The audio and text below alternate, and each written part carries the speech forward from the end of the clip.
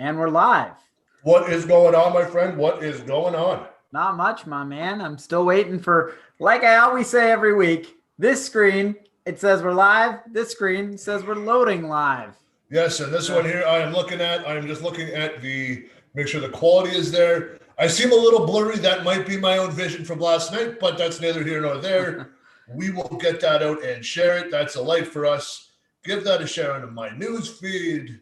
Yeah, I'm liking the light setup. I gotta give you props for that. Your lighting is on point. My lighting's on point. My camera is behind the 8 ball to say. So I will. Oh, hello. Yeah. Sir. Well, like I was saying on before we went on the air, from my end, and it could be an internet thing, it could be on my end, but on YouTube, it looks good. So I looked at it through my phone. Looks good. So let's just hope that it's just the Canadian internet. No, so that means I got to buy a new camera, which I'm looking to buy a 4K one. I just got to find the right one to buy, and we will go from there. Yeah. Well, what I was going to say is it looks like from my end that your lighting is fabulous. Your camera maybe not, but that might just be my end of things. You know what? And people have said to me that I have a face for radio anyways. So, I mean, at this point, what are we doing here? Fuck those people. Also wearing my Leafs golf shirt today in memory of the Leafs season.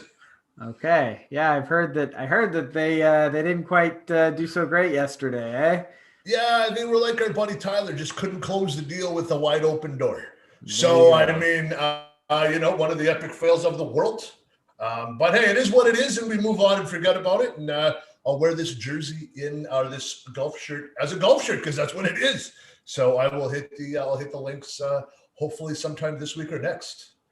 There you go. Well, I was going to start the show off with something a little bit less lighthearted, but let's hit that right off the top. Well, I feel like we can't start the show. We can't. I mean, I'm not one for a moment of silence. I think that's a little bit performative or whatever. I'm not really into that, but I think we can't really start the show without acknowledging the 215 children that were found at the residential school in Kamloops. It's a tragedy. It's terrible. It's an embarrassing day to be a Canadian, and it's a terrible part of our history, and it's coming to light now. And I think for one think we need to investigate this to the fullest. That's really all I can say today. 215 children found recently. Yeah. There's more. There has to be. There is. Oh, absolutely. This is the peak of the iceberg, I'm sure. It's a horrible. That's always been a black eye on the Canadian people, as well as the Catholic Church. Yeah. Who ran these? Like, let's just call them like a concentration camp, basically. It is. To me, it's sad that we've lost these innocent lives because they weren't given the opportunities that we have. That's for sure. And the residential schools have been going on for a while. They've been shut down, but in our time, there were still residential schools when we were in school. Like up until the 90s, like Wow. I just want you to think about that for a second. Like in the 90s, dude, we were in school together. Yeah, like we were in elementary school and in high school, and these atrocities were happening. I mean, the education we have now to know what not to do, I don't understand what's this coming from. But my question to you is, when does somebody have the balls to call the Catholic Church a known terrorist group? They literally have slaughtered millions. If that had been a brown guy in a plane, that's a terrorist group right there. That's the 200 people. They're terrorists. They're hunted down, they're shot, a whole country, the world will go to war with them. But because they are beautiful, precious children that didn't have the opportunity to grow. Yeah. And because of a Catholic Church is involved, the Canadian government, things of that nature, we just kind of put our hands up and kind of just go, and back away. We should not be backing away. We should be jumping into it and figuring out what is going on here. It's true. It's true. There needs to be investigations. There needs to be people held accountable. I mean, this has been happening for so long, but like I said, even as recently as the 90s. So there are people still around who can be held accountable, and we need to investigate and hold those people as accountable as we can those that are remaining, that are still alive, that we can. Yeah. So what do we do? So what I say we do is, if you don't want to go against the whole Catholic Church because they're so big and powerful, what we do is we start taxing them. We no longer call them a charity, and we start taxing them. You know what? We want to tax you, but we're going to tax you now. That's what's going to happen. So every dollar you get in, the government will take 30 cents. Now take that 30 cents and you put it to a victim fund, and you ensure that these people who lost their children, who lost a brother and sister, have access to these funds, and it goes to them.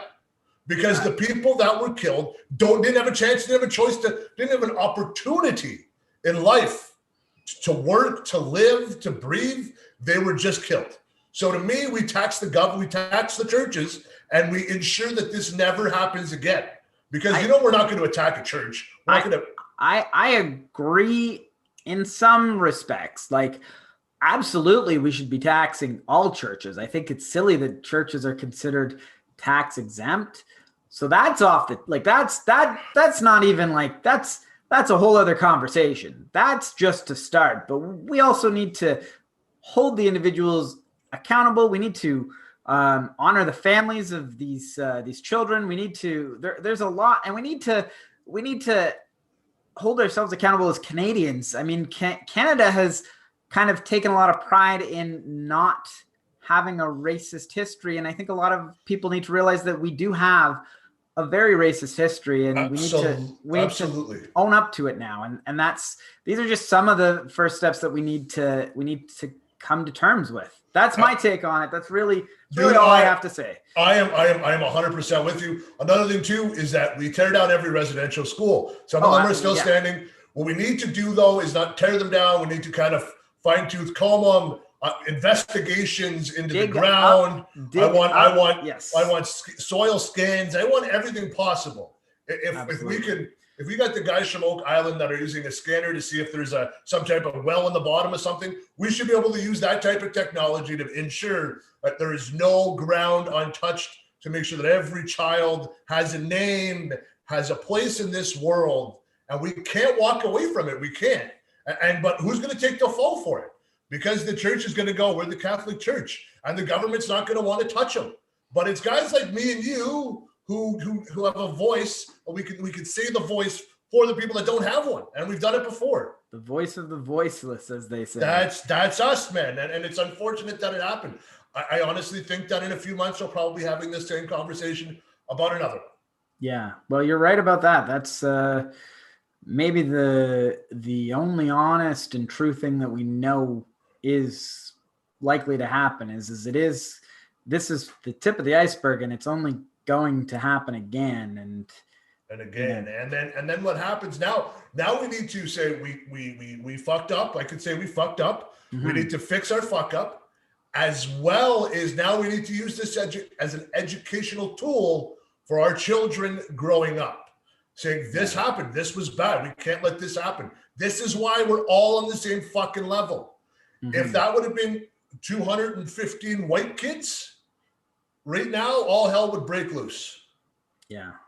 But because they're voiceless, you know what? It's not fair to them. It's not really fair to them. And that's something that we can both agree on. So with that being said, is there anything else you want to say about that, Adam? No, that's really all I have to say. I'm still waiting to hear what more will come of this, and I think that when we hear more, we're probably both going to have a lot to say about it. But for now, I just wanted to acknowledge it and sort of pay our respects, and not leave it, not just make sure to acknowledge it is really what I wanted to make sure to do. Exactly, and not let it just sweep it under the rug. As much as we like to have fun, we can be serious as well. And I think we both stand on the same thing: knock all the residential schools down that are still up. Make sure everybody's taken care of in that situation. And let's get the people who did this. Let's get them behind bars. And let's make an example of them. Death penalty to me on those guys, but in Canada, we are too nice. So don't forget to vote JM for your next prime minister. It's hard, when you hear about, I've always been against the death penalty, but when you hear about people harming children, it's hard to be on that side of the argument. And that's one of the things that I believe in the death penalty is if you take the innocence of a child, your life is forfeit in my eyes. That's the way I am, and listen, that's the way I'm always going to be. I agree. I actually agree 100%. However, the reason I am not for the death penalty is because you can never know for sure. You know, there are plenty of people who've been convicted. We have 215 people. I understand, but I understand. I'm not going to defend anyone in this situation. All right. But in terms of the death penalty, the reason I've always been against the death penalty in a theoretical situation is that you can never be absolutely sure. That's my stance on the death penalty. Maybe not my stance on this on it. On a using broad strokes, that's my stance. On an individual stance, sometimes it's like, I got you, buddy. Don't worry about it. You're not pro death penalty. I am. We're okay. Let's move on to the show. Let's get to some positive conversations you want to have today. That's a tough transition, but absolutely. But you know what, man? It's a transition. I'm glad we spoke about it. We'll move on. We'll keep them in our memories today, and now we'll have the rest of the show be positive. So, how have you been this week? Let's try and start with that. Oh man, dude, just this week has been hell. I'm a Leaf fan. We had an epic, we already touched on top of the show. I'm not trying to bring it up. I've just been like tagged in every meme. I've been Snapchatted. I've been Instagrammed. I've been Twittered. I've been everything. Yeah, guys, leave me alone. I am a Leaf fan. I'm going through enough pain as it is. I do not need anybody else's help. Yeah, I've heard you guys have had a pretty rough week. I don't know the significance. Adam, let me tell you this. We've been friends since grade 7. We're going 25 years. Whatever. Sure. I like to drink. You know this. Sure. I usually drink on the show. I'm having a good time. I didn't drink last night because I knew I would not be able to control myself if they lost. So I said, no booze. I drink water because and my blood was boiling. It's horrible. I can't even explain it. I can't. The shock is like Taker's streak being over. I like that. Well, I do know. I know the only thing I know about the Leafs and what I've kind of come together about this situation is this was their opportunity to be in the playoffs, and they haven't. No, they haven't. I don't know if they've been in the playoffs, but they haven't won cups. They haven't won a cup since '67. They haven't won a first-round playoff in 15 years. Wow. So, think about that for a second. So let's move away from the Leafs before I hit. Let's talk COVID vaccines. Have you booked your vaccine yet? I have. Have you? I have. Where are you getting yours? I'm getting. Well, I don't know. Well, yeah, I guess I could say it. Memorial Gardens. Oh, you're in North Bay. That's what I was trying to get at. Yeah. I am not, my friend. Okay. The wife is going to Napanee, which is about 40 minutes, 40K down the road towards Kingston. I'm going to Coburg, which is 85 kilometers. So what? I got to travel 170 return to get my first shot, and then my second shot I'll have to do it again. That seems counterintuitive with all these lockdowns. So what they're saying is, because I questioned it, they're saying that it had to go up north because the people of the north can't travel as easy as we can. And in our area, in the Belleville area, you have to, when you book your appointment, they come and it's like a lottery. It's like call the radio to win a set of tickets. You can't do it. You can't do it. You can't do it. They stopped shipping vaccines, it seems, to Belleville. So all my friends that have been trying to book appointments. So what they do is when you book your appointment, if they have 10,000 shots, those are 10,000 spots. Once those are gone, you can't book anymore. Okay. So they physically got to have the vaccine. So I got to travel to Coburg, which is a piece down the road, I believe next Sunday or the Sunday after. So hopefully the stay-at-home order will be lifted, and I won't kind of get a fine for going to Coburg to get my shot. Feels like it could be considered essential travel, especially if you provide evidence you're going to get your shot, right? Well, you know what? It's true. It's true. So that kind of threw me for a loop. And then I said to myself, and I was talking to a buddy about it, I said, what about the people that can't afford to travel? Like, I got to travel, it's probably $30 in gas. Let's say 30. Right? Sure. Okay, sure. $30 to me, I go for a ride down 401. I don't care. But what about single mom with 2 kids? Yeah. Does she have to? And all I'm trying to do is I don't care about the vaccine. I care to get the vaccine. I'm an anti-vaxxer, but I get it. I'm not going to die, but like I'm trying to get the numbers up so we can reopen. Do you know what I mean? So you live in a fairly well, we got in the area in our area. I think I got what do they say? Within 7 hours of Belleville, there's 70 million people or something dumb. Yeah, well, you also live in a fairly developed area, so I'm sure there's got to be like they're doing it at pharmacies in my area. Like there's got to be we got one big ass arena. I don't know because of where we are, and I guess we're not considered a high risk because we have such good healthcare down here. Like they're just kind of dispersing it everywhere else. Oh, okay. So like I don't know how it works. I guess. I mean, I don't care. I'm getting it. I don't know which one I'm getting. I won't know till there. Hopefully, Sputnik V. Rate these big things. I think the only options are Moderna and Pfizer. Yeah, I don't know if I trust Germany, but anyways, yeah. So I mean, that's been my week, man. I got a question for you though. Sure. Are you afraid of spiders? No. Like, can we talk about this for a second? You messaged me that. I don't. Hang on. Are you sure? Because I just want to touch base on. I want to touch base on this one thing. When people say like, "Are you afraid of?" Like when people have asked me like, "Are you afraid of fighting somebody or getting your ass kicked?" And I'm like, "No, I'm not." Then you put Mike Tyson in front of me, I'm probably gonna piss myself. Like there are certain degrees, but we'll move along. We'll digress, I guess. I'll clarify. So I was at somebody's house, and this was actually a while back, but they asked me if I was afraid of spiders, and they sent me a picture just recently to remind me of it. But they asked me if I was afraid of spiders, and I was like, "No, I'm not afraid of spiders. What do I look like, some sort of bitch?" And they're like, "Cool, because my deadly tarantula got out." And I was, whoa! Like I'm not afraid of spiders, but I am afraid of deadly tarantulas on the loose. That's a different conversation. So okay, yeah. So let's talk about this one because that happened to me in real life. Okay. So let's talk about this. When I lived downtown with Pat, we had one neighbor across the hall from us. Mm-hmm. And like, she knocked on the door and I was like, "Hey, what's going on?" And she's like, "Hey man, like, how you doing?" I'm like, "Good. We're kind of just shooting the breeze." And she's like, "Hey, I got a question for you. Are you afraid of snakes?" And I was like, no, not at all. Like, like gardener snakes, grew up with them, left the rock, you move them, whatever have you. Not afraid of them at all. She's like, "Good." And I'm like, "Why is that?" And she's like, "Well, my python got out and I can't find it in my apartment." That's a different story. Motherfucker, if I don't rip my whole room apart, I flip the bed, I fucking rip things apart, box springs, I'm shaking sheets, I'm opening drawers. I got nothing, man, for a week. I had something under the door, like a towel, so the snake wouldn't come in if it came in. Yeah, I'm not scared of that until I'm sleeping and it's locked around my neck. Like I'm good, man. And that's exactly it.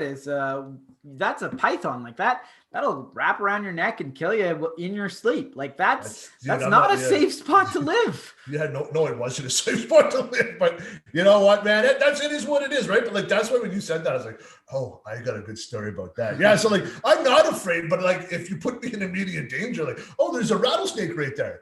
Yeah, dude, I'm a white girl. I'm down the road. Like I'm gone. I'm running. Actually, now that you mention it, there was a python that was free several years ago at Rib Fest, right around your parents' place too. So this seems to be like a running trend. Yeah, they tend to seem to fucking like where I am, I guess. I guess so. Yeah. So like that's like when you said that, I just kind of had a chuckle. It was like I'm really not afraid of it until it's in front of me. If it like I said, it's not a spider and a deadly tarantula that's free is a different scenario, but whatever. Exactly. So, man, what about your boys, Jackass? Let's get into this. Actually, I was going to get into this. I kind of wanted to save that one for a little bit later. All right, you get into it. Let's go, man. Run the show. What I was going to ask you was what you know about Guy Fieri, because I don't know much about this guy, but he has signed for $80 million with the Food Network, which seems excessive to me. $80 million. For is it 3 years? I don't know the length of it. I just know he signed $80 million for the Food Network. It seems excessive. That's sort of the type of salary you expect for like a movie star or a professional athlete. $80 million. Am I alone saying that? No, just give me 1 sec. I think it's a 4-year deal. I want to say, I'm just Googling it to make sure. Guy Fieri contract. I want to say that it is 80. It is for.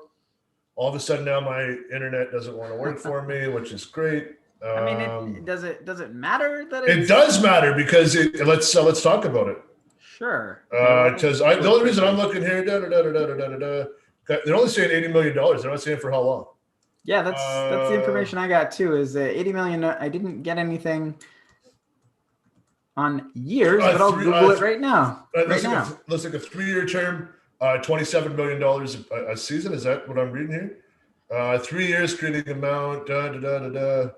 Okay, yeah, we're doing research live on the air now. I wanted to make sure because because Guy Fieri, if he signs an 80-year deal, it's $1 million a year. Yeah, that's nothing, right? You know what I mean? Like you got to take context. Sign a 10-year deal, $8 million a year. Yeah, I give him that. That's a good rip. But I mean, 3 years, $80 million.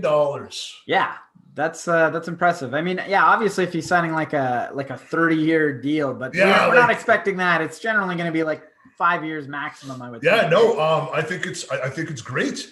You think it's great? Listen, man, I don't know who Guy Fieri is, but like as far as I can tell, it's like this like fat fuck guy. He's got like his dyed blonde hair, and he looks like Smash Mouth, and he cooks. Like he's $80 million to cook. Dude, he's a fucking great. He's a great entertainer. Is he a great entertainer? What is I don't watch this guy, so I don't know. What's he do that's like, what's his thing? What does he do? So let's talk about Guy Fieri for a second. So This guy was the winner of Food Network's Next Biggest Star, I believe is what it was. So he's a homegrown talent. So they had a contest. He wins the contest. He signs it. He gets a small deal. Rags to riches. Yeah, basically right there. Just a chef, and he takes off. He does 3 shows on the Food Network. Okay. And he's on everybody else's show on the Food Network. Okay. So he does like diners, dive-ins, and something else. Dash, I think so. Yeah, whatever the hell it is. And he just goes to like random spots, and it's like, hey, taste the food, walks you through it. So he tastes the food. His job is $80 million to taste food. Oh Absolutely. My god. Dude, what am I doing with my fucking life? $80 million to taste food. You're fucking talking to me here, and you got a fucking Mitchapalooza shirt on. So I mean, But I'm not making $80 million, and I'm not tasting. We will be soon if you keep fucking. We keep going. We're gonna make Guy. We'll buy Guy Fieri. Fuck him. Okay, so focus. What else can you tell me about Guy's grocery game? The guy basically is a game show host. Okay. Takes people in like a grocery store. He has I love this show. He has 3 chefs that judge. He has three cooks. They go to the grocery store. He tells them what he's got to buy. He's a great guy. People hate Guy Fieri. They call him like the Chad Kruger of the Food Network because they hate him. They don't know why. They just hate him. You want to know why I love him? Because people just hate him. I love this guy. I see this guy on. I stop clicking channels. I watch Guy Fieri because I like him. He seems like a nice guy on TV. He's a big guy. I'm a big guy. He's got blonde, he dyes his hair like an asshole. I have asshole beard. I got receding hairline. I love Guy Fieri. I think that what we're also looking at is when people watch his show, like my wife watches the show religiously, his shows, people are watching and paying attention to Guy Fieri. That's why he made so much money. That's why he's making money. The guy's world renowned. I love the guy. I think good for him. And that just shows you, though, if you have a passion for something, you can make money at it as long as you have a passion and you work hard for it. So let me ask you this, and maybe I'm asking a silly question. When I think of a celebrity, I like to think of them as being talented. I admire people who have a talent. Yeah. Now, is he a good cook? Is he good at coming up with recipes? He's great. So like when he first started, like in the Food Network, he was cooking. He's like, okay, we're gonna make this, and then he'd sit there and he'd make flyers, and he was a really good cook. He's a great cook. Does he come up with the recipe himself, or is it like the Food Network provides? No. He has his own recipes. He also has his own barbecue show, like out of his backyard, where like some of his other friends come by and they have like cook-offs, and he's cooking, and they all kind of taste each other's food. He's just a great guy. He's a good cook, and he's charismatic as well. Does he sell like barbecue sauce and products and stuff? I don't know. I don't think so. He probably does. I'm not saying he doesn't. He probably does. but he doesn't post it on his shows. Like he doesn't do like the cheap pop, like the. So, I mean, I don't know who he really is. I've heard of him. I've seen memes of him and pictures of him. $80 million seems excessive, but hearing that he comes from like rags to riches and that he's actually good at what he does. Great at what he does. It seems everything seems to be good. And he's got an entertaining way of making cooking interesting. Then, hey man, good for him. Congratulations, I guess, is all I can say. So good for Guy Fieri. I mean, that's it, right? And if you're like, my mother watches them. Your mother probably watches them. Watch what you say about my mother. She's a saint. She is a saint. No, but I mean, that's what it is, man. And if you're good at it and people are willing to watch and tune in, you'll make money off of it. If you're talented at what you do, there's a market for you. You'll get paid. Just happened that this guy's doing a good job. And if people are mad at him because he made 80 sheets off of cooking and traveling and eating food, then go to culinary school and hopefully you have a good palate and you're as entertaining as he is. Yeah, there you go. Exactly. So are you saying you want to start a barbecue show, the JM and Adam barbecue show? Do I want to start a bar? I don't think I'm good at it. Like, I know a little bit about cooking, but I feel like that is not my wheelhouse. Like, I know how to barbecue some good stuff and whatever, but like, there's people that they know about this rub goes on this meat and this is they know. Like, a lot of you're really good. You're really good at knowing on how to rub meat, man. You should know this. Oh, geez. You walked right into that one, man. I had to. That's fine. That's fair. That's a good one. I'll give you that one. That was good. Thanks, man. I that's great. And with that, I felt like I misspoke. Have you ever misspoke and had it cost you a lot of money? Not really. Why? Well, somebody did. And his name is John Cena. I had to do that. Sorry. John Cena! So I don't know if you've seen John Cena is apologizing for calling Taiwan a country, and it is a country. The reason is Fast and the Furious 9, is it? I don't know. There's so many of these. Fast and the Furious, a million. He's doing press for it. I believe he's speaking in Mandarin, and he called Taiwan a country, and China.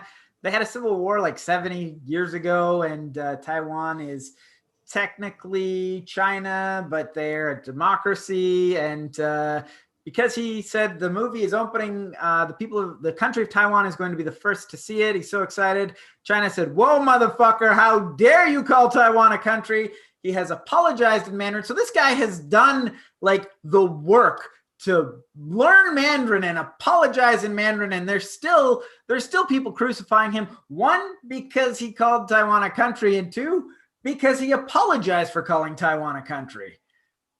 Yeah, he kind of fucked himself there, right? Well, he fucked himself from both ends. He's kind of swallowing it and taking it at the same time. Oh, the old Eiffel Tower. There you go. No, to be honest with you, man, I didn't even know that John Cena was in the Fast and Furious franchise. Okay. You haven't seen it in that long. No, so when he came out, was like, said Taiwan's a country, and then I had to apologize.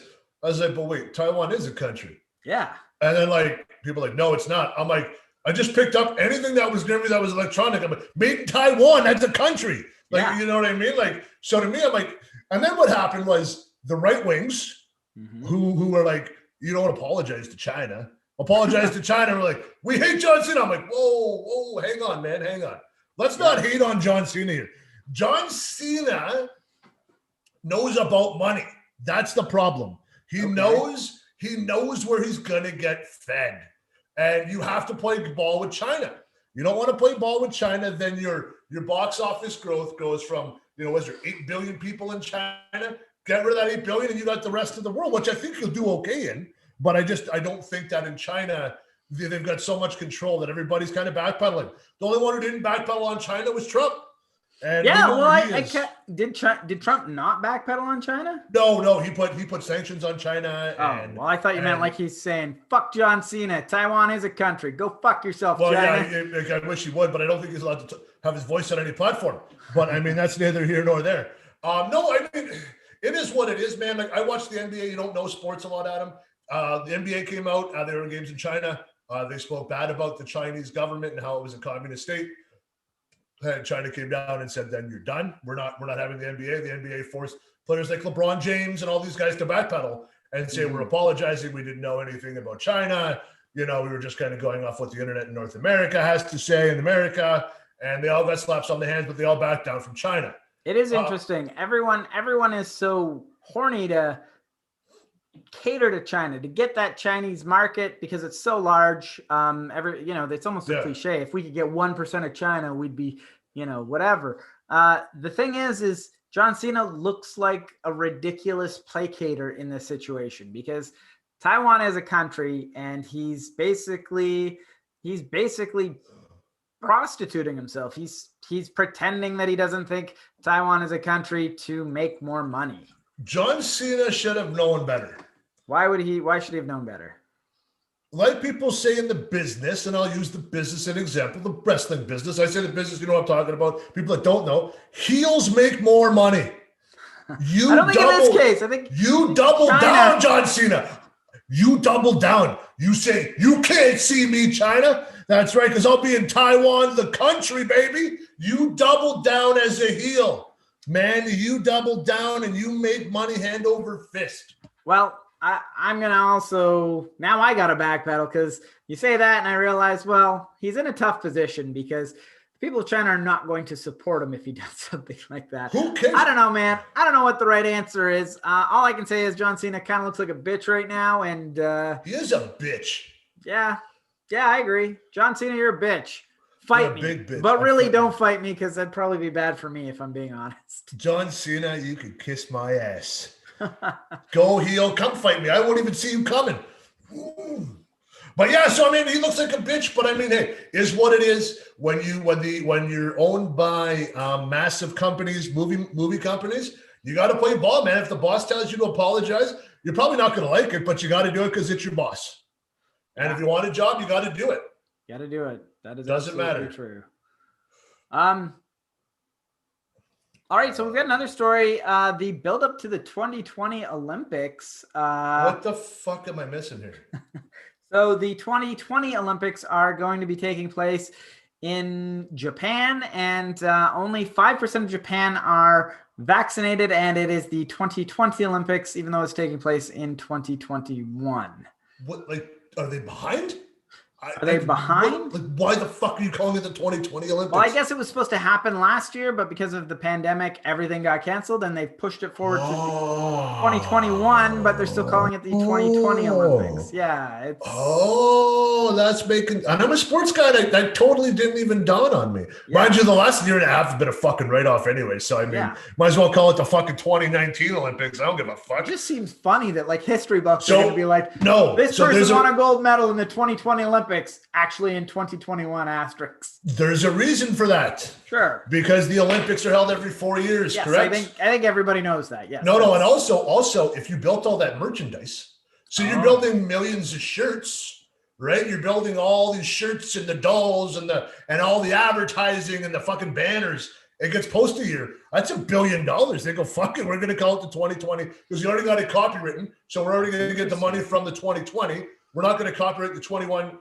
Maybe somebody was smart and when they said they're going to cancel out Olympics, they went and copyright the 2021 Olympics. Well, I don't know about. But I don't know, but you know what I mean, though. Like, but all the money they put into it. You've hit the nail on the head, though, is that they've got all this merchandise with 2020 Olympics already plastered all over it, and they can't just throw that out. That's got to go somewhere. Although I'd buy a 2020 Olympic just for the collector's sort of novelty of it, knowing that it's probably a bit of a rarity, right? Exactly. I would. Yeah, the Olympics, that didn't happen. The COVID Olympics. The other thing is the people. Oh, I'm losing you here. Oh, sorry, I got you there. So the other thing that's happening is the people of Japan are kind of saying we don't really want the Olympics because only 5% of us have been vaccinated so far. I guess the rollout has been a lot slower out there. So, well, yeah, but I mean, I kind of agree with them. I agree with Japan. Like, listen, man, if I'm not getting vaccinated and we're heavily populated and our hospitals are already in overload, which ours are in Ontario, I don't want the fucking Olympics. Fuck that. No. You know what? It's going to be the 2022 Olympics because that's when the fuck we're having it.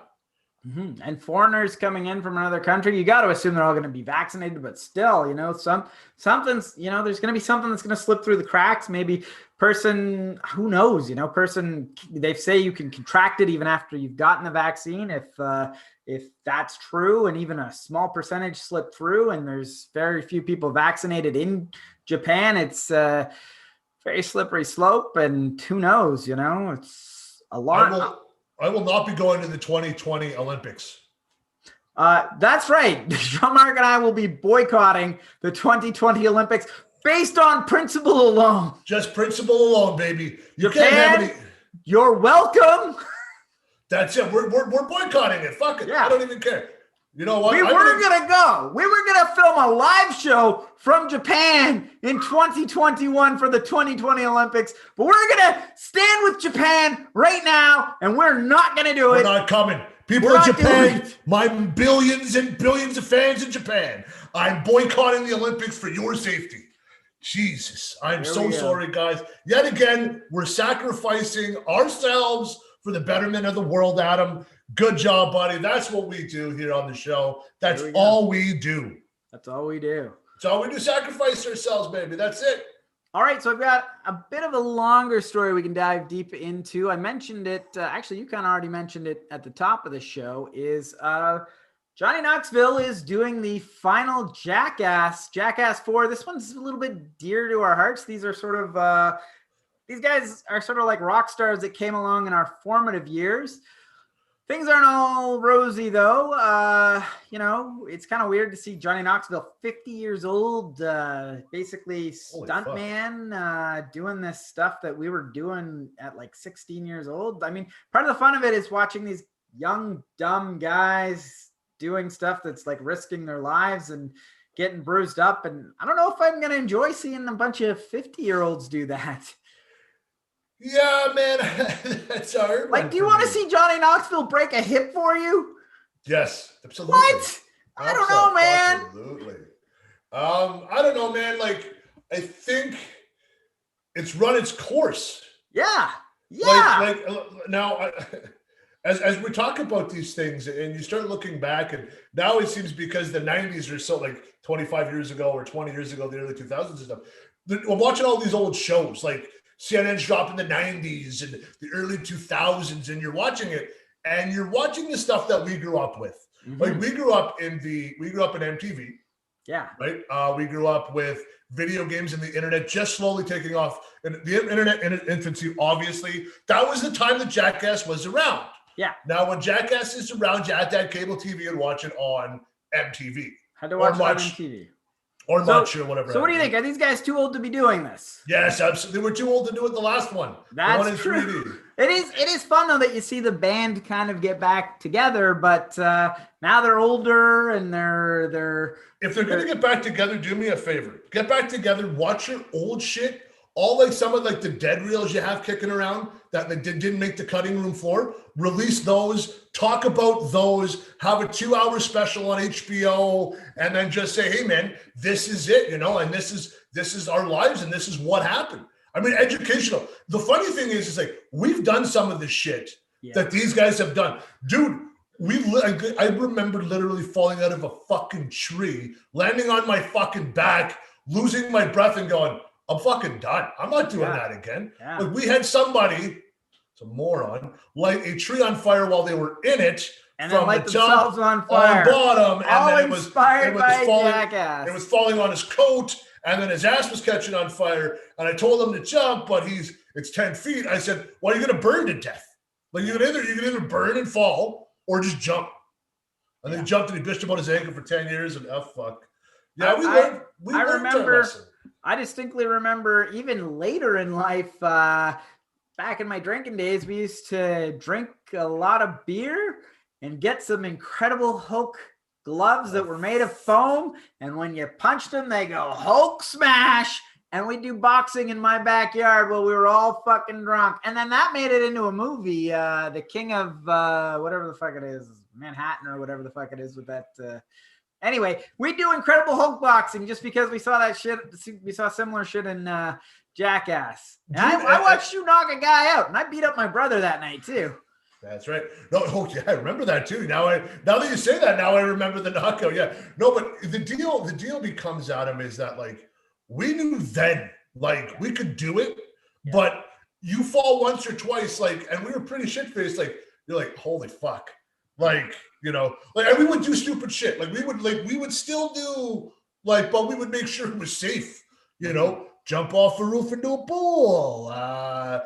Stupid things like that, like just things that you go, I bet you can't jump off that. You go, give me a minute. And you go and jump off that, right? We do stupid things like that, but like once you fall once, woo, the next day you got a bruise, you're not doing that again. You're not doing that shit again. Yeah, well, I remember distinctly that we did the drunken jackass Incredible Hulk boxing. Go, we can't be doing this kind of stuff. So then later, you did drunken, not Incredible Hulk boxing and knocked the same guy out that night later.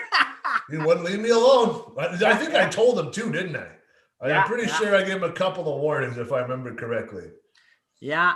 So here's my thing is, when are they going to do Jackass the Next Generation? This is what I say they should do is instead of doing these jackass stunts while they're 50 and their bones are all brittle and they're risking their lives, what they do is they find all these desperate YouTubers, not like me and you, but like these prank guys that like to prank each other, and they teach them the ways of the jackasses, and they get them to compete for a spot, and whoever does the best job gets to be part of their crew or in their movie or something like that. Well, let's talk about that, and then I'll transition. I'm going to transition into the other part of this.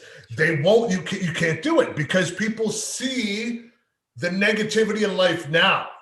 Okay. Like, you know what I mean? Like, if you told me, like, and some of them are broke. Like some of them are really broke because they blew all their money on hookers, coke, booze, all this stuff to numb the pain from what they did. So you mean to tell me that I got to have a broken hip at 50, hip replacement at 50, and have 500,000 in the bank and maybe 3 million for retirement? So do you think that's what Jackass the Next Generation is going to be? Is like Steve-O telling them, don't drink too much booze, don't do the cocaine. Well, he's doing that now on his YouTube channel. And then Johnny Knoxville going, don't jump off that roof, guys. You gotta do thought-provoking pranks. You gotta use your mind, not your body. Like, yeah, no, and the spinoffs they got from that, right? Like, Johnny Knoxville got a really good fucking acting career out of that, which he shouldn't have. I think Johnny Knoxville was acting before he was doing that. But anyway, go on. Viva La Bam, one of my favorite shows. I love that show. I love listening to all the old Bam stories. The CKY guys. Then I got amalgamated with the Jackass guys. Watching like Steve-O now come out and talk about like him being sober and the things he did when he was shit-faced and things you do when the camera's on you. Ryan Dunn, unfortunately, dying. Yeah. But and there's all this different stuff, and I mean, it's there if you want. The money's there if you want to do it, but it's your life's definitely not infinite on that one. Like, you're definitely shaving years off. Yeah. Well, I mean, that brings us to the next one. Jackass 4 is going forward. However, not with one of the founding fathers, Bam Margera. Bam Margera obviously started CKY, which spun out into Jackass. Bam Margera has had a lot of trouble with sobriety in the last couple of years. And because of this, he's been very outspoken on the internet, speaking of TMZ, going hard after Johnny Knoxville and, the producers and all the guys at Jackass, saying that they're excluding him from this and that they've made him jump through hoops and walk through eggshells, is his exact quote, which is impossible. He says he's gone through rehab to get back in the show, but he still can't be on the show. But the other guys are saying, well, that's because you didn't stay sober. You're not sober. You have to take care of yourself, man. It's a really sad situation, especially seeing we kind of grew up watching these guys and kind of admiring them. Yeah, exactly. I was a huge band fan. Viva La Bam. He backed up like the band Him, so I like him and his skateboarding career and things of that nature. The problem with Bam was like, he even talks about it, he was a professional skateboarder at the beginning, and then he was filming his buddies like doing stupid stuff. Mm-hmm. And he was also cutting his skateboarding into it, as you can see. I'm like CKY, CK2KY, so on and so forth. And then he says that he never drank until he was about 23. Okay. And the reason he was drinking was because he was doing these stunts and he didn't have the balls to do the stunts, do a couple of shots, jump in a shopping cart, get pushed into a barricade. You're not feeling so much pain. Okay. So you're saying that Jackass CKY made him a made man, but also cost him his sobriety. Yes, and then when you look at it, and then all of a sudden you're on a successful TV show on Viva La Bam and Jackass and the Jackass movies, and you're touring around and you're hanging out with Tony Hawk and you're doing all this crazy shit, and everybody knows you internationally, and you're on the Dudesons and you're doing all kinds of crazy stuff. All of a sudden, the carpet gets pulled from you, and you just stop. So you're on the top of your game. Millions of people are tuning into you every week, and then all of a sudden it stops. One day it's just like you don't want it to stop, but all of a sudden, like, I grew up a little bit, I couldn't watch it. You stopped watching it. MTV goes getting old. You know, guys are too injured. They pull the rug from you, and you go. You can only watch guys slam themselves. Jump onto trees for so many times, or roll down shopping carts down a hill for so many times before. Yeah, exactly. I've seen that. I don't really want to. It was kind of cool when you were young and dumb, and when they were young and dumb, but it's a little bit like, what am I doing? I kind of want to watch something a little more thought-provoking at 25. Exactly, at 25. So then it happens that, okay, well, I still got all my buddies. Well, then, Rob himself and all the guys, they start separating. After the show, they go, okay, well, we're done, because now, like, we spent so much time with each other, we hate each other, we need time apart. So what do you think about Bam being excluded? Do you think that's a fair thing to do? Yes, absolutely. Okay. I think because, like I was about to get to, Ryan Dunn died. His whole life went down. It was his best friend. Ryan Dunn died. He went to he was alcoholic, drugs, all this stuff. Johnny Knoxville, that's the best thing you could do as a friend. If your friend's a car wreck and is battling sobriety, and if he's on the set, he won't be able to stay sober. Like if the guy's on 90 days sober, sobered up for he gets up and all of a sudden now you gotta take a porta potty at 45 miles an hour behind a transport. It's going to stop, and you're just going to smash, and we're going to laugh. Okay, well, I need a drink. No, you can't drink. You know, so then you know what? Well, Steve-O has gotten sober, and he says part of the fun for him is getting to do this sober. He's never done it sober before. Exactly. So he's going to have those memories, as he says. Steve-O's having memories. So it can be done, and I can speak to that as I've done a lot of partying with people like yourself, drinking. I mean, I didn't jump off a roof, but it's just as enjoyable sober as it is, drunk. But, maybe a little bit different because I'm not falling off a roof. I don't have to deal with the pain, obviously, too. Exactly. And you can laugh at us doing it because we're idiots, right? Yeah. Like, it doesn't matter what you do. No, but I mean, to me, if I'm a friend, if I'm a true friend, it sucks now. And Ben can go and rip his friends apart. But probably in 5 years, if Bam's still sober, he's going to look back at it and smile and be, you know what, my friends had their best interest at heart for me. Yeah. Well, apparently they're saying that he's violated the terms of his contract, which is he failed to remain sober, and they're saying he's a liability. He's been on Adderall. He's been in rehab for Adderall and alcohol. It started out as 30 days, but then they said he had to stay there for 90 days. Bam said that this is the one thing that he's looked forward to for 10 years is to get back together with his family, he says. But more importantly, the $5 million that he's supposed to get every time he does a movie, he's really needs that right now too. And they've kind of cut him out of it. That's the deal. Like that's unfortunate, right? Like, yeah, and let's go back to wrestling again. Vince McMahon for years wouldn't pay for the wrestlers' alcohol programs and substance abuse programs that he's kind of created. It was kind of his problem. I think that the guys from MTV and Jackass, they should be paying Bam. Go to rehab and we'll help you out, man. Like we'll give you the $5 million. They have put him into rehab. I think he's said he might be paying for it himself, but it's worth it so that he can get that $5 million every time he gets Jackass. But then he gets out of rehab and he has a laundry list of substances. He says, I went in for Adderall and alcohol, but I came out on this. He's got like 18 different drugs. And he says he's an addict. That's the problem. He says that's what they got to give him to get through rehab. And he says the worst part about it is they give him suicidal tendencies. So he says, well, what use is the $5 million if I got to fucking kill myself in order to do Jackass? It's true. Hey, man. And that's you're rocking a hurt place. And I feel bad for Bam. I really kind of do. Yeah. And he's calling out, he's saying all these people betrayed him. But then Steve-O has actually posted on his comments. He says, Bam, the two people you're saying wrong, G, Johnny Knoxville and Jeff Tremaine, are the same two people that organized the intervention that saved my life. Everyone bent over backwards to get you in the movie, and all you had to do was not get loaded. You've continued to get loaded, and it's that simple. We all love you every bit as much as we all say we do, but nobody who really loves you can enable or encourage you to stay sick. And I think that's the most loving thing that you can say. That's from Steve-O, who was an addict and is now looking at his friend in the same situation saying, you got to do this, man. You got to get sober. It's tough love, man. That's exactly what it is. You know what? We'll get you to rehab. But you got to stay sober. But Absolutely. Then at the same spot, I got to look at like whose friends are coming when he comes out of rehab. Who are the friends? Those friends that are with him that get him back into it, they need to go. You need to focus on him, and that's what he needs to do. Yeah. He needs to focus on himself. And it sounds like to me that's what the guys from Jackass are doing, and good on him. It sucks now, Bam, if you ever fucking Google this or YouTube this and you find this, it sucks.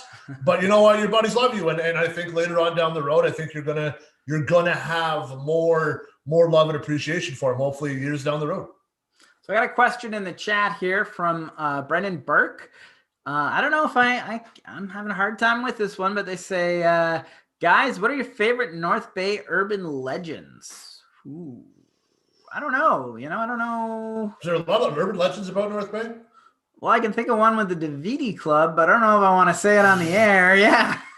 I don't know anything about that one. I don't even know what the Davidi Club is, man. Yeah, I've never heard of such a thing. I don't know. I don't know nothing, and if I did, I wouldn't say I did it anyway. No urban legend about that. Urban legend, my favorite one's got to be a missile in Trout Lake. Oh yeah. Oh, what about? Well, never mind. In Trout Lake, the Trout Lake Monster. That's a pretty cool urban legend. That's a stupid legend. Every town has that. There's really no North Bay urban legends. Like, well, but Trout Lake is a bottomless lake, so there is the potential. And a family. Well, I mean, a family went missing, but they found them since. So yeah, that kind of took a little bit of the steam out of that one. Yeah, no, I'm good. There's nothing about North Bay's. Nothing about North Bay. There's got to. Well, I mean, I got a good one. Is the Hole? There's I know her. No, I'm just kidding. I'm just kidding. Well, there were plenty of urban legends that the Hole was more active than they let on, and that there's secret like entire worlds of underground tunnels underneath it, and they all and CIA, and that there's nuclear missiles underneath, and this, that, and the other thing. I don't know, man. There's like and when you grow up and I'm in the bar industry, and I've had a few beers, a lot of guys, and I've dated some daughters who their dads were down there, and like they're like, to be honest, man, like I'm sure there's shit that Russia wants, but like I don't think there's shit that Russia wants. Like there could be, I don't know, I can't tell you what's down there. Like I'm told I can't do that, but there's something down there. But I don't even know what it is. Like there's nothing that I would say like that would be great. To me, it's a radar base that has protection from nuclear blasts. I think that's it. Well, now they're filming movies in it, and they're putting it up for sale and stuff. So I don't know what's down there, but they're not protecting it anymore. So, or are they? I mean, then that's the thing, is how much of it's for sale. Maybe there's a secret, Murphy door that goes somewhere that you'll never know it leads to, and the bat cave opens up, and you gotta sit in like 3 different urinals and piss at the same time with the same pressure, and the door is open, and it's the bat cave. Yeah, exactly. That's my favorite. That'd be my favorite urban legend for North Urban Bay. Legend. I don't think there's any, the urban legend of the mayor not living in North Bay. It's not really an urban legend anymore.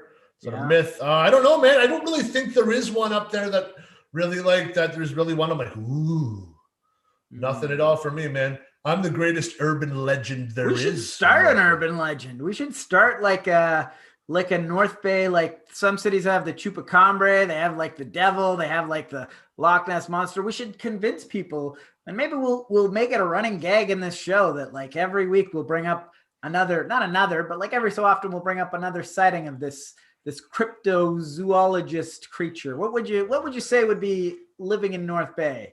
Up at frequenting the college from the bush area. Probably cougars. I don't know, man. We'll figure it out, man. But there's nothing for me. What else do we got going, Adam? I don't got much more. Let's see. Rundown sheet is MGM has bought Amazon, of Oh course. my fucking God. Yeah. Could you imagine that, baby? It's When interesting because that means if you have Amazon Prime, your subscription is about to expand. Perhaps you'll be it dropping a is. few of these other services. Let's talk about this. Why do you think Amazon did that? Well, because I think they're slowly taking over the world, and they're starting with that. I mean, they're obviously building a library on Amazon Prime, and this is probably the first step of many that they're gonna be taking. So if you're the most richest guy in the world, nobody Mhm. touches you. And your money just grows. Like, okay, here's $1 billion. Oops, I just made another $1 billion. Like, he couldn't buy Netflix, so he's buying the people that give Netflix, that license to Netflix. He's buying them. Yeah, So he's doing what Disney did. Disney bought Marvel. yeah, Boom, put it in their back pocket. Now what happened? Once all the contracts run out from Marvel signing with Netflix, that Mhm. all goes to Disney Plus. They bought So Star Wars too. exactly. So all the MGM stuff that would go to Netflix that you want to watch on Netflix, Amazon goes, well, we bought them. Yeah, So like, what's next? yeah, Like, then Netflix could be like, we can't license shit. We yeah, can only make our shitty Netflix movies. Yeah, and then Amazon goes, and yeah. they're laughing. That's Well, that's what they're doing. but that's an interesting thing. Is it's sort of it's almost like an arms race because Netflix is they have access to all of these properties and they're slowly being bought up and monopolized on Disney. All the Disney stuff has gone there now. All the MGM stuff has gone here, and all these HBO stuff has gone to HBO.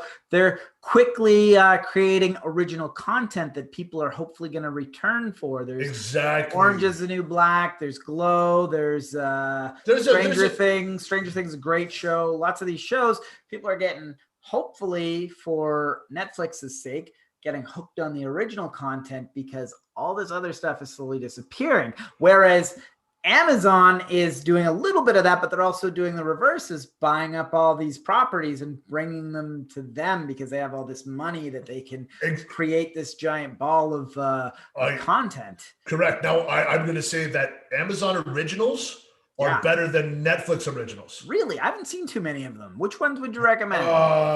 The Boys. The Boys, okay. The Boys you'd really like. Sure. Hunters I really enjoyed because it's got a history. It's Nazi hunters, basically, okay. and there's some really good actors in it. I watched the first episode, but he said, watch the first episode, you'll be hooked. Watch the first episode, I gotta watch the second one. I gotta watch the third one. I gotta watch the fourth one. You're telling me that is better than Tiger King? Baskets, motherfucker. Yeah, it's great. It damn right sure is, man.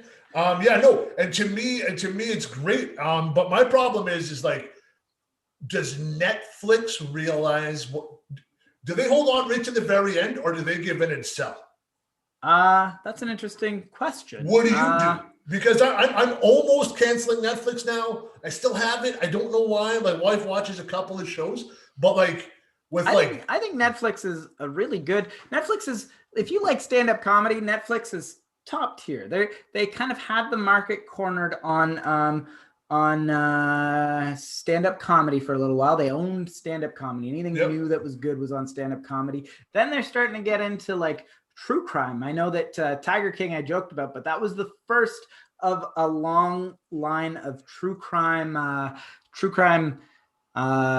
specials that they've been doing. Yeah. They've been sort of expanding. So now they're doing the hotel and wherever the fuck it was. Yeah, and Cecil Hotel. Yeah, and there's another one that they did that they're was doing. really good. They're doing a bunch. Don't fuck with cats was really, really good. Stuff like that. So they've built this library of interesting expectations, and they've gotten really good at those true crimes documentaries, and they're going to expand into other avenues. But is it worth $20 a month? No.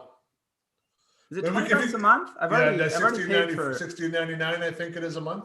Yeah. Like to me, Amazon Prime. You get the Amazon Prime movies, or like the app to watch the videos, Amazon Video. Then you get the music.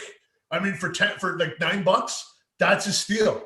Well, I will say that of all the streaming services, Amazon is the one that's built for long-term success because they have the additional buy-ins, the add-ons that you could buy. Potentially at some point they could have a Disney Plus add-on, and then you don't have to get Disney Plus. You just buy it on Amazon, or you could have a Netflix add-on. That's it. No, and I think that's what I think, and I agree with you 100%. That's where they're going. Is they'll go, you know what, screw it. We have all the channels now. Like they have, like if you don't have cable for what is an extra $20 a month, you can get all these other channels or whatever it is, the add-on channels.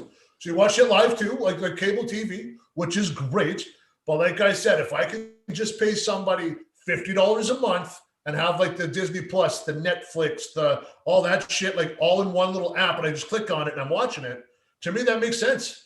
And to answer your question as to whether or not Netflix sells, I think that for Netflix to offer to Blockbuster that they can do this streaming service, they offer to partner with them or whatever, or offer to buy Blockbuster and to get laughed out of the building, and then to build this library where they actually do shut down Blockbuster, and then they become the standard for streaming services, and then eventually sell to the richest person in the world. That's a success story. If they choose to keep working as a streaming service, that's a success story too. Either way, it's an interesting, and it is a success story either way. Well, yeah, but I don't see Amazon. I don't see Netflix is behind again. Like Amazon Prime is the NFL now. So like you're gonna be able to stream Thursday night games on Prime.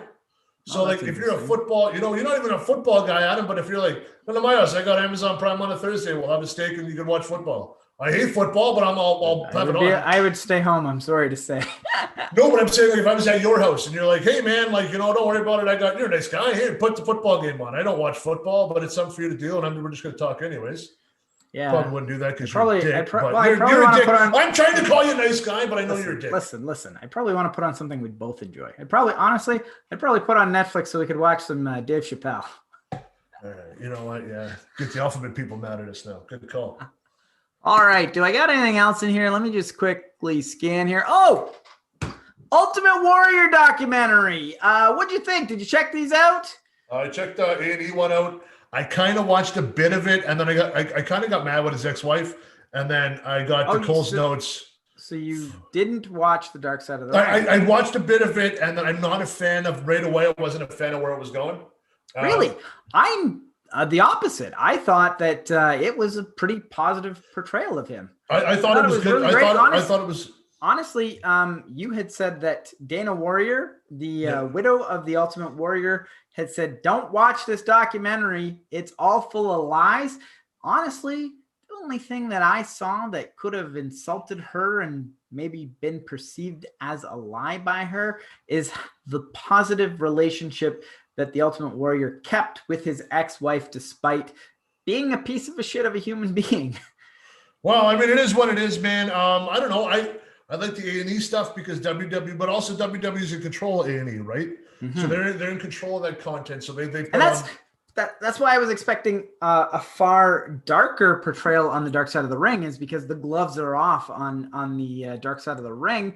But honestly, Biography did the worst portrayal of the guy. I think Biography showed a lot more of the negative points of the Ultimate Warrior than the Dark Side of the Ring did. Yeah, I don't know, man. To me, I don't know, man. I thought it was everybody's different perception of him, right? Like, and you get him at different parts of his career. Everybody's gonna have a different comment on him, right? Like he's the dingo. But what I'm saying is, comparing the two, I would say Biography was the worst. They had a worst portrayal of him. They were both done well. Let's say that. They were both done well, but they both portrayed him. Of the two, I would say the Dark Side of the Ring portrayed him in a more positive light. And I think Biography portrayed his entire life in a negative way until the very end of that biography. Yeah, you know what? I'll give you that. Yeah. Yeah. And I know there's a lot worse things that could have been said about the Ultimate Warrior that were not brought up. And I was expecting that to be done on the Dark Side of the Ring. So I'm going to say that I was disappointed by the Dark Side of the Ring because they didn't do their job. Their job is to do the biography with the gloves off. They didn't do that. Biography, they heard that the Dark Side of the Ring was coming out with this this hit piece, and they beat them to the punch. And I think they might have overshot a little bit. They might have said, well, they're going to say bad stuff about the Ultimate Warrior, so we're going to say all the bad stuff first. And they didn't even really say all the bad stuff, but they didn't know what the Dark Side of the Ring was putting out, so they put out a far worse portrayal than Dark Side of the Ring is. That's my take on it, at least. Yeah, you know what? I'll kind of give that to you. And to me, it was an arms race, like you said. Like, it's an arms race to get there first. Yeah. And sometimes being first isn't the best way to do it. Yeah. I think the Dark Side of the Ring always does a good job to me. They always do a great job. Yeah. I love the Dark Side of the Ring. I really do. A&E, we know it's WWE fluff, so it's WWE propaganda. Yeah, these guys, like you said, like, you know, and to me, to go to the ex-wife, the first wife of the Warrior, like, and say, like, you have popcorn matches, like, people would go get popcorn and things to that nature. Like, I was kind of like, okay. I was like, I can kind of see that, because he didn't have, like, the shake the ropes, the loud tunes. He was just this big bruising guy. She said that a lot of his peers would criticize him, but what she also said was they didn't realize how much that affected him and how much it hurt him, how much he wanted the adoration of his peers, and that he never let them see that, but she saw it. So I thought that was a pretty cool job for the Dark Side of the Ring to put in there. But that's the beauty of 80s wrestling and 70s wrestling, right? Like, all these old bastards, if you didn't pay your dues, they didn't like you. So if you had a good body... Well, I think that the Ultimate Warrior was not a great wrestler, so there was some valid criticism in the ring. What they did was they didn't say it was invalid. They just said that it affected him. Absolutely it did. And you know what? It's not invalid, but I mean, at the same spot, like, he's going to draw you money. You just have a good match. It doesn't matter what you do. Like, you may hate him, but if he's... Well, I didn't get to watch him wrestle, did you? Sorry, what's that? Ever seen him wrestle before? I haven't. Live? No, I've never seen him live. But as far as him drawing money, I think the Ultimate Warrior experiment, well-rounded, was a flop. He didn't do that. He had his peak with Hulk Hogan. When he beat Hulk Hogan, everybody was a fan. I was a fan. You were a fan. As an adult, we look back on it and we see that by the next year, he didn't cut it. He couldn't do it. Who the hell did he have to wrestle, though? Well, Sergeant Slaughter, who he lost to. Jake the Snake, who he refused to put over, apparently. There's all the guys that Hogan wrestled, you know. Andre the Giant did an incredible job. Andre the Giant, like they said... Towards the end of, like they said, Andre the Giant, like, Andre was at the end of his career with Hulk Hogan. But to answer your question and to further the point, no one could have had the ball put more firmly in their hand. He beat Hulk Hogan, the first guy to ever do it. And the only question was, could he slam Andre the Giant? He did that too. He steamrolled over everybody. He had 2 belts at the same time. And then, unfortunately, Jim Hellwig showed up and screwed it all up. Dude, I don't give a shit who you are. Okay. I don't care who you put. You put Shawn Michaels in his prime in the Ultimate Warrior spot and beat Hulk Hogan. Hulk Hogan was so big that there was going to be a drop-off when he left. They didn't understand that. That's not true. Hulk Hogan is a level... It is true. Hulk Hogan... And then once Hulk Hogan left, everybody goes, Hogan's going to do movies. They didn't pay attention to wrestling. But they had both. They had Hogan and Warrior. It's just Hogan was on one show, Warrior was on the other.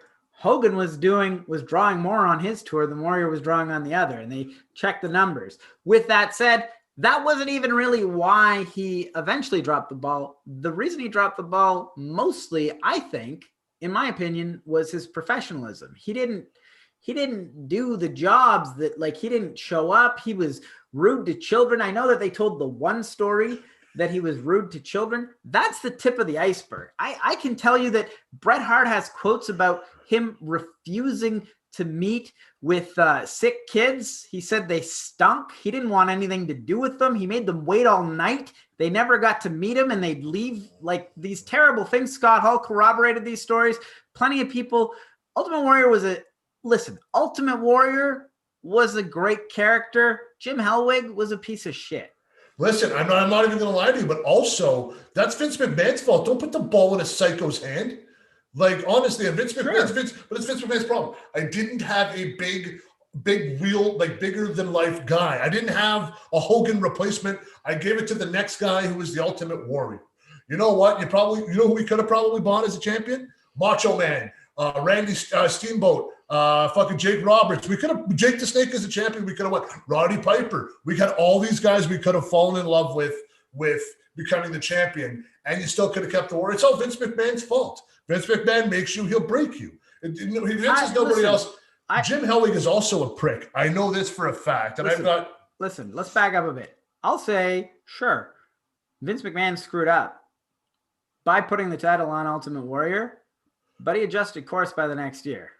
Yeah, which is great. And then his business went up a little bit, and then it went back down. And the 90s. His business stayed up for a while. He did the right thing. 95 were the worst years of the WWE, right? Well, once Hogan left again, yes. All I'm saying is that I'm not saying Vince McMahon is perfect, but he definitely course corrected and was correct in his decision. And I can't blame a guy for taking taking a risk. I wouldn't have put the title on Warrior, but that was what people were buying at the time. I don't know. Anyway, I'm not in Vince McMahon's shoes. I don't know. I don't know what I'm really trying to say here.